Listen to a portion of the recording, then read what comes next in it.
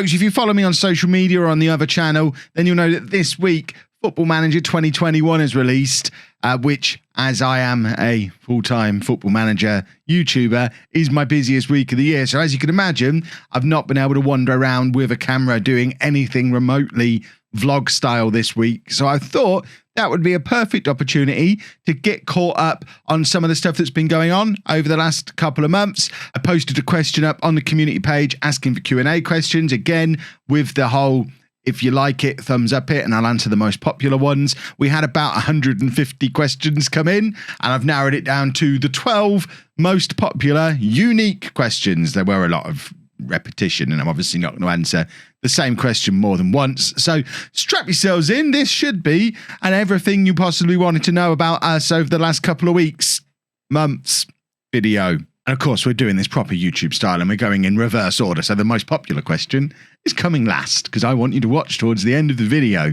So question 1, is there any news on whether Anna will be allowed in the vlogs? Putting it really simply, not really. Elaborating on that a little bit, she's never not been allowed in the vlogs, but at the same time, because of the job that she does now, we have to be much more secretive in general. We obviously haven't told anybody where we live. We're not planning on doing it. We don't film the outside of our house because we don't want to give any clues away. We're not going to be telling you where she works or what she does. And as part of that, she's never going to be the focus of videos again. So don't ever expect to see a video where it's me and Anna sat together on the sofa, because Anna can't be the focus. She can't be a major part of the channel anymore. But it's not that we have to keep her off camera entirely. I know when we first started talking about it, the amount of people who said, I can see Anna at 3.5 minutes. She's there in the background. Yeah, that's fine. She can be in the background. She can talk. She can have a 20-second response to a question on camera. All that stuff is fun as long as they're not videos about Anna that she's the focus of. And obviously they can't be about her work, even remotely. So yeah, she'll be around, but she won't be the star of the show. It's very much the Kevin Chapman show, as that mug has always said. So that mug always knew. Do you ever regret giving up teaching, and is it something you'd go back to in the future? I have never once, even for a second, regretted my decision to give up teaching. And no, I probably wouldn't ever go back to it in the future. Not that I didn't enjoy it. I did enjoy it. I did it for 5 years. As far as jobs go, I enjoyed it. It's probably the best job I ever had, working for somebody else. But I fully intend to never work for somebody else again for the rest of my life if I can avoid it, because I really don't like having a boss and having set hours and having a certain place that I have to be. I love being self-employed. The last 3.5 years where I've been able to do content creation full time have been the best work years of my entire life. They've been fantastic. I'm not naive enough to think I can do YouTube forever. I can't imagine myself still cranking out YouTube videos every day when I'm 70 years old, but hopefully I can continue to kind of pivot into different aspects of content creation and self-employment so that I never have to have a boss again. If we ever find ourselves in a situation where I absolutely have to go back and get a real normal person job, then maybe I would go back to teaching. Like I say, I liked it, but I wouldn't swap teaching on its absolute best day for this job on its worst day. So never regretted it for a second. Are you concerned for Andy's future, i.e. independence, moving out, relationships, finances, etc.? Not really. I think we'll be able to take care of all that stuff for him if we go through those points one by one. What did we have? Independence. He'll be as independent as he can be. It's certainly not anything for us to be concerned about because it's not anything we can control. He'll be as independent as he can be. We don't know what that'll look like yet.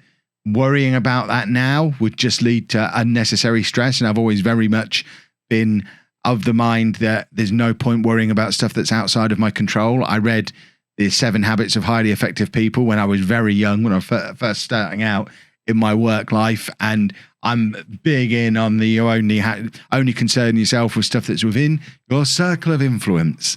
If I can't directly control something, I'm going to put it out of my mind and not worry about it because there's nothing I can do about it. So worrying about it achieves nothing. And I like to achieve things. So Andy's level of independence is really entirely down to him. And we can't really influence one way or the other what that'll be. Moving out, the plan has always been once he's no longer in school, we'll be looking for him to move out to encourage that independence as much as possible. And also, after many discussions with the social workers and stuff over the years, we kind of all agree that although your first instinct as a parent might be to keep your kid with you forever to make sure they're being looked after properly, it causes different problems further down the line. Obviously, me and Anna are pretty likely to die before Andy does. So it's not really fair on him to have him living with us for the next 30 years and then him have to figure out how to live on his own or live in some kind of assisted living place when he's 50 years old. That's much worse than having to do it now, because we won't be there to help him through the transition if we wait until we're dead. So yeah, the plan has always been for him to move out relatively soon after he turns 18. We're not going to rush him into it. We're not going to rush the location of where that might be. But when the time is right, when the place is right, it is something that we're actively looking to push forward on as soon as possible, because not only is it what's best for him, it's also what's best for us. You know, it might sound really selfish, but Anna's given 16 years so far to Andy. She's only been able to start her career this last couple of weeks. It's time for her to go out and live her life a little bit, and for us to do our thing. We're not going to spend the rest of our lives, and I get for some of you this will seem like a really harsh statement, but we're not going to spend the rest of our lives completely dedicated to being Andy's carers, because that's not the life we want. It's not really the best life for him either, because of what I was talking about before. So you have to think a little bit selfishly and do what's best for all three of us. And what's best for all three of us is for him to move on and start building his own life and doing his own thing. And relationships and finances and things all become part of that. We don't know what kind of relationships he'll have, romantic or otherwise. We'll obviously always keep an eye on his finances for him. I don't anticipate him having a job, but that could change. So we'll obviously make sure that he's claiming all the relevant benefits and all of his bills and things are getting paid in the most appropriate way, and that he's not wanting for anything. But yeah, we're not worrying about the details of it, because it doesn't really serve any purpose to worry about them. Did Andy struggle with the new car? Not even a little bit. He absolutely loves the new car, which I still haven't shown you in a video. I'll have to make sure I show you at some point, although it's filthy now. We've been driving it around in the rain and the mud and getting it all dirty, so can't show you it today. But he was at the point where the old car was making him really anxious, because he'd been in it twice and it had broken down twice. Every time he got in it, he would tell us how the car was fixed. The car's not broken. If we stopped at the traffic lights, car's not broken, car is fixed. And he was worrying about it all the time, that it was going to break down with him in for a third time. Whereas in the new car, that worry has gone completely, and he just gets in and he's completely comfortable with it again. So the new car has been a huge bonus for him. Plus, he likes the fact we've got a massive Google Maps thing on the dashboard that you can sit and watch, which is much bigger than a phone screen and much better for him. What would 2010 Kev think about 2020 Kev? He wouldn't understand what I was doing as a job. 2010 Kev was 1 year into university, didn't know what he was going to be doing after university yet, was paying his bills largely by playing online poker. He had just got divorced, was getting used to living on his own and having the girls with him half the time, and had absolutely no idea what the next 10 years was going to bring.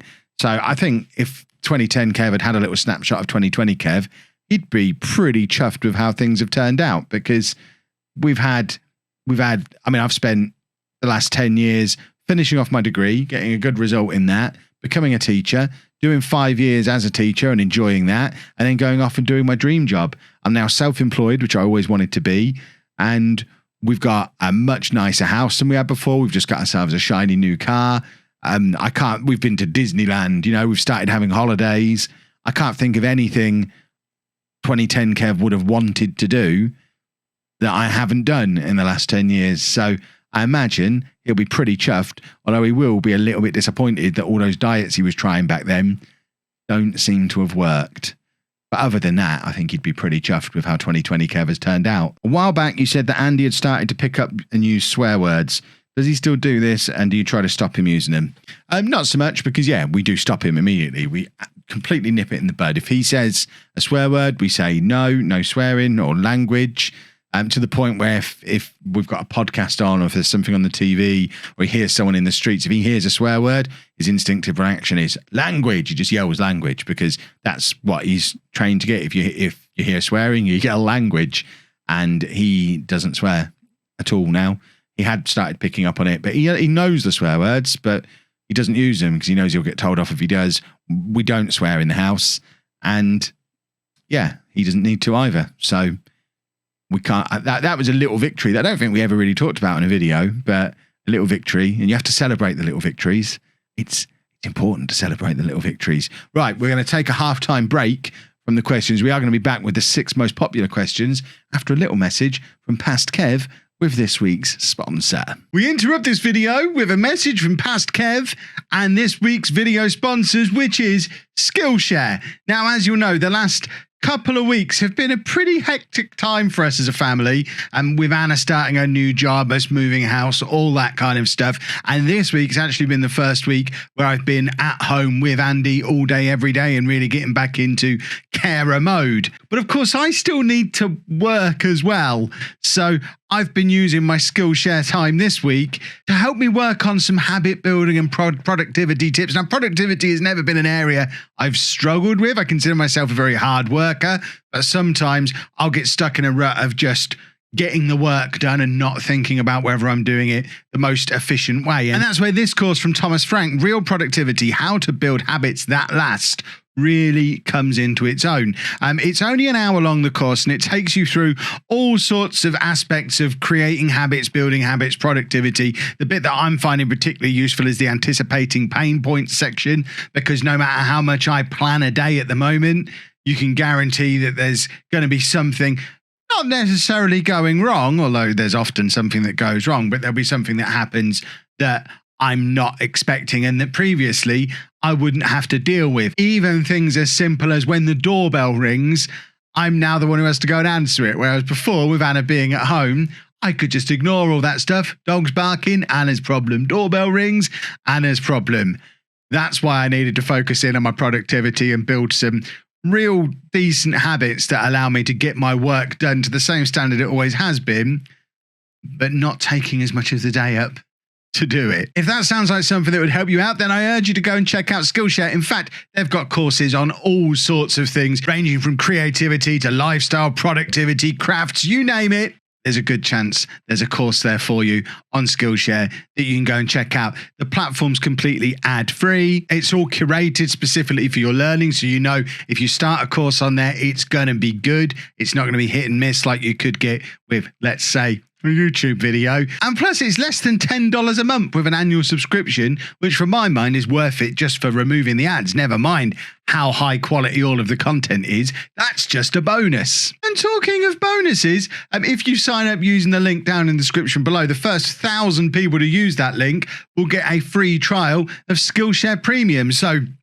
really, there's no reason not to go and check that out and give Skillshare a try. And like I'm sure you've heard me say before with sponsorships, things like this really do make a difference to us when it comes to keeping this channel running. As you'll know, this isn't my main gig, but being able to offer stuff like this is a big part of being able to keep the channel going with consistent content and fitting it in to those daily habits that I was talking about before. So if you've got a few minutes to go and check Skillshare out, I really would appreciate you clicking on that link, having a little look. Like I say, if you're one of the first 1,000 people, it's free, and just give it a try, if for no other reason than to support your old pal Kev. Talking of Kev, let's hand back to him in a different shirt. Thanks, Past Kev. So, your top 6 questions on this Q&A in reverse order. In at number 6, we have, how is Anna's new job? She likes it. That's about as much as I can share about it.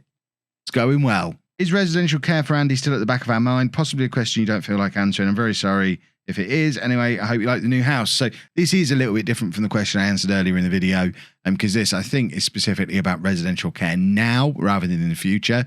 And yeah, it is there in our minds. He has chilled out a little bit over the last week, 2 weeks. The internet is sorted and fine in the house now. He's not got the upheaval of loads of new going on at the moment. This has been the first week where nothing new has really happened. He's basically had a week off on holiday because he finished up school just over a week ago, finished up at his respite. We still haven't got any of that new stuff sorted yet. So he's just spent the week at home, chilling out, playing on his Xbox, watching YouTube, having the time of his life. He's been on holiday for a week. He's having a lovely time. And because of that, we've not had any issues from him all week. There's been the odd moment where I've said, right, we need to go and get mummy from work, or need to nip out and do something. He's not been keen to do it, but he cooperates pretty quickly. And yeah, we've not had any kind of blow-ups or anything like that from him. So at the moment, it's not right at the forefront of the mind because I don't think we're in crisis mode anymore.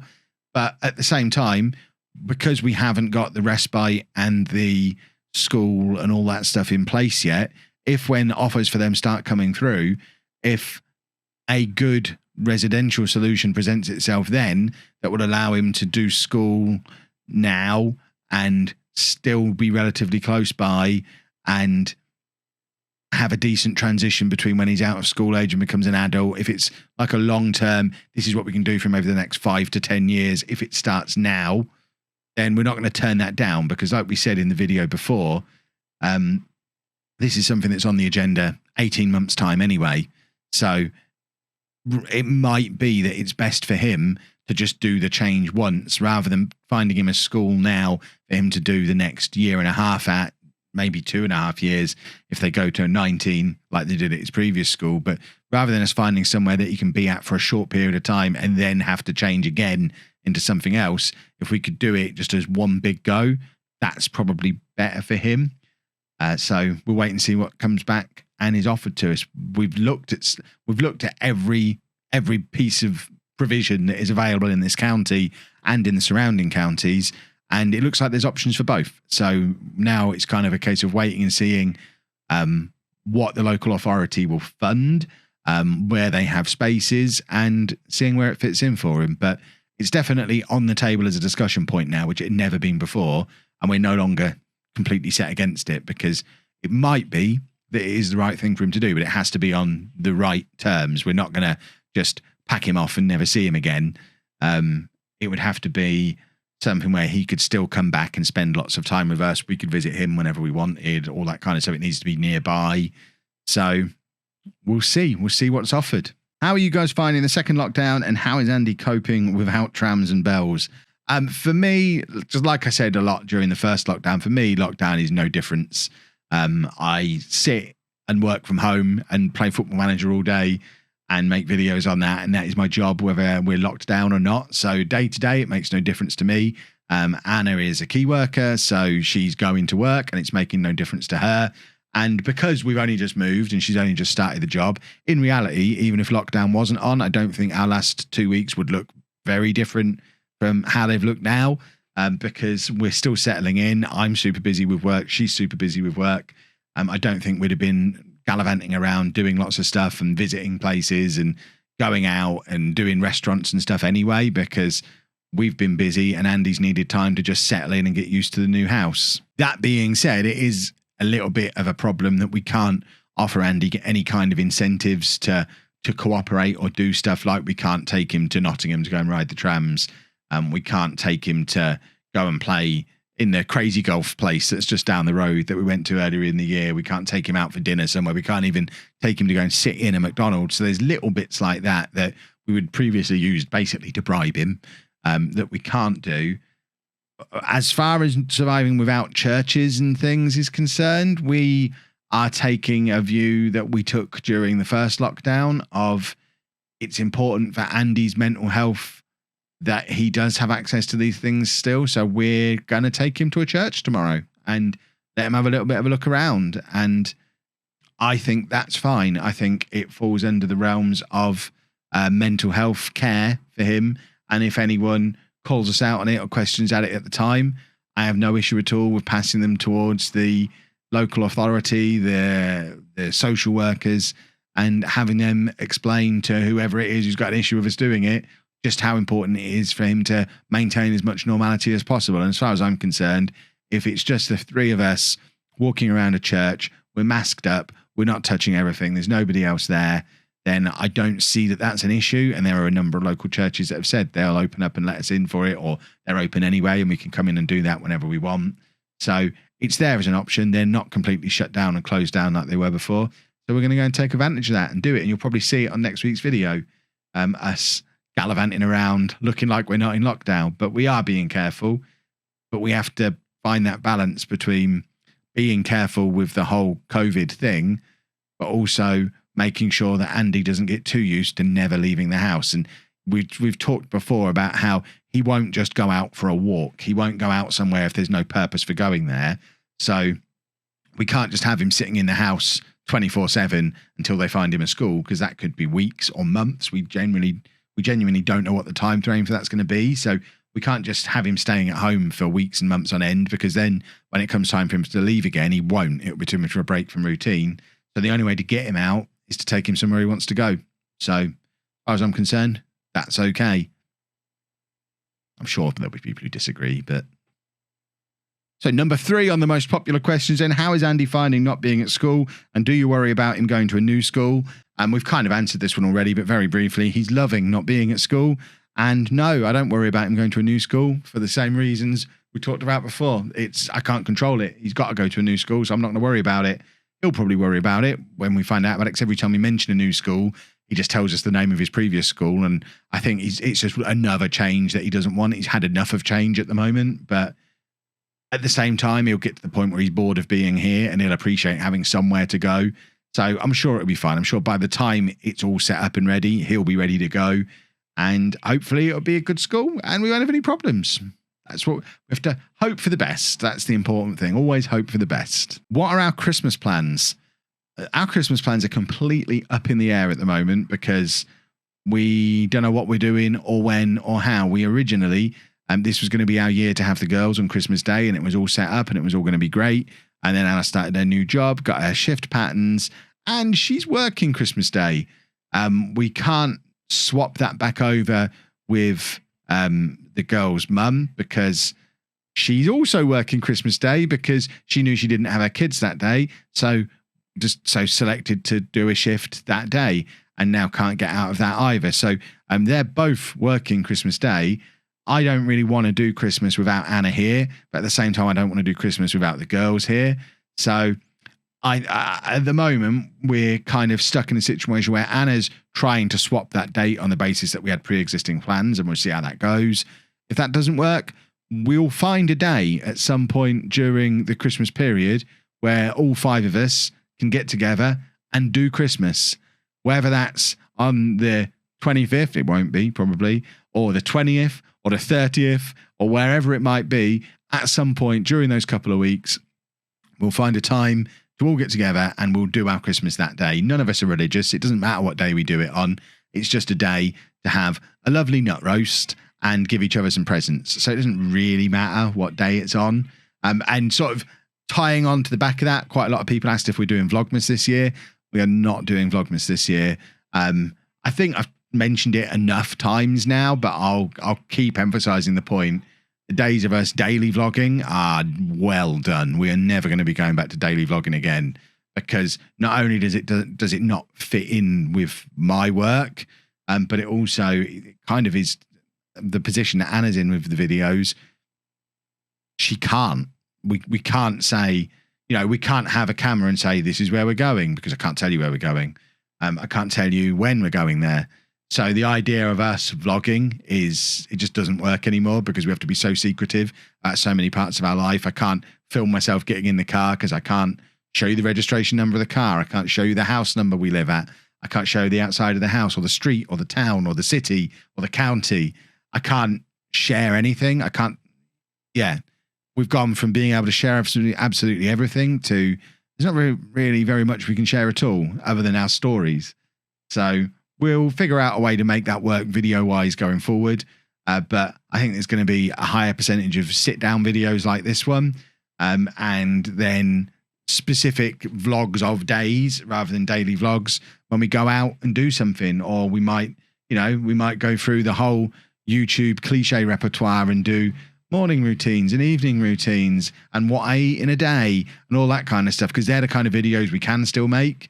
The one thing we can't do is give you a warts and all look at every aspect of our daily lives like we did for 3 years, and that is never coming back. So if you're hanging around hoping this is a temporary change and we'll eventually go back to being able to do that kind of thing, it ain't coming back.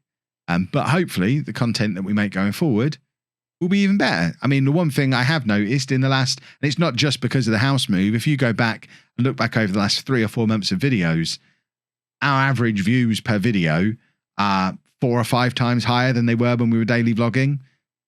Across the board, across the last 4, 5, 6 months, all the videos are more popular than all the videos we were doing before. So I know there are a few of the old hardcore who wish we would go back to the daily vlogs. The bottom line is we actually get more views per month now than we did then. The channel makes more money now than it did then. And it's much less intrusive on our lives now than it was then, which is what it has to be for Anna to be able to do her work. So it's doing it the way we do it now is the best for us. And that's just the way it's going to be. So final question, the most popular one. It's from Harry Owen, who says, where do you see your life now if you'd never met Anna and Andy? Do you still think you'd be teaching, or do you think it would have gone how it is now? But I can't imagine I would still be teaching because something else would have come along. I was never going to be doing that long term. I've told the story before about why I became a teacher. I basically became a teacher because I got divorced and I wanted to have the kids on joint custody. And in order to be able to do that, I needed to make sure I could be off during their holidays so that I could be there to look after them. And the obvious way for me to do that was become a teacher. So my holidays lined up with their holidays, and I got my 12, 13 weeks off a year at the same time they got their 12, 13 weeks off a year. And I could always be home by like 4 o'clock when they got home. And it just seemed like the perfect fit for making sure I was there for them. But we're now 9, 10 years on from where I made that decision, and Lucy's nearly 19. Amy's just turned 14. None of that stuff is really relevant anymore. It's very different from when Lucy was 10 and Amy was 5, and I was having to think about being there to look after them all the time. School holidays now look very different to what school holidays looked like then, and it would have got to the point where I recognised that I didn't need to be around anymore, and I'd have gone and done a different job that paid more and used my skill set. I mean, I have a first-class honours degree in computer science. I shouldn't be sitting and earning a teacher's salary teaching people how to do basic level programming. I could have gone on and worked in computing and earned a big old pile of cash. And then on the flip side of that, if I hadn't have gone down that route, I've always been looking to do something creative and something for myself. I was already doing podcasts before I met Anna. I would have started writing regardless. I didn't start writing because I met Anna. I did start YouTube because she told me to, but there's nothing to say I wouldn't have got there on my own eventually. If I had have done, I probably wouldn't have gone full time as early as I did. I kind of had to jump the gun by maybe a year because I had to be there to help get Andy back to school and act as his carer to help Anna out. But even without that, if I'd have done another year of YouTube and teaching alongside each other, by the end of that year, I'd have been ready to give it up and do this full time anyway. So even if it had followed a similar shape, I'd have only been maybe a year behind the curve. So I definitely would have been doing something different. There's no way of knowing what that something different is. I'd like to think I would still be doing exactly what I'm doing now, but I don't know that I ever would have done without that push from Anna. So big credit goes to Anna for the initial push into YouTube for me. But who's to say if I hadn't had the push into YouTube that I wouldn't have written 5 best-selling novels by now, or have a podcast that's being paid gazillions from Spotify or whoever else. You know, I was always going to do something. I was never going to be satisfied doing a 9 to 5, doing what other people tell me to do and earning a salary. It was never going to be the thing for me. So I'd have got somewhere doing something, but you know, chaos theory, all that. A butterfly flapping its wings in Africa causes a hurricane somewhere else at the other side of the world. We know all that stuff. You change one thing about the last 10 years and it changes everything about the last 10 years. So it's probably very unlikely I'd end up at exactly this point. I probably wouldn't be sat in this chair, in this room, in this house. I can say that for sure, because the only reason we're here is for Anna's job. But I think my life would have looked loosely similar to what it does now, even without Anna there giving me the nudge. And that brings us to the end of the Q&A. Hopefully you enjoyed it. If there's any pressing questions that you've got that weren't answered as part of the Q&A, make sure you keep an eye on the community page for the next time I ask them. I do these probably 4 or 5 times a year, where I'll just stick a thing up on the community page, ask for your questions, you thumbs up the ones that you most want to hear answered, and I do the most popular ones. So if there's something you really desperately want to know, keep your eye out for that. Make sure it's a good question, because then it'll be more likely for everyone else to want to know the answer to it too. But hopefully that's been an entertaining watch. If you do get the opportunity, I'd really appreciate you checking out Skillshare. Like I say, it's stuff like that makes it possible for us to keep this channel going. Because without the sponsorships and all that kind of stuff, it would be hard to justify keeping this channel up and running alongside the Football Manager one that pays the bills, that gets all that stuff done. So it's the sponsorships that we're doing at the moment, and those kind of bits and bobs that allow me to still set aside time in my working week, especially a week as busy as this one where the new game is out. I can set aside 4 or 5 hours in an afternoon and make a video for this channel, which I can honestly say, if it hadn't been for the sponsorship, probably wouldn't have done a video this week. So yeah, definitely has its pluses. So make sure you support it by having a little look and getting your free trial if you're one of the first 1,000 who signs up for it.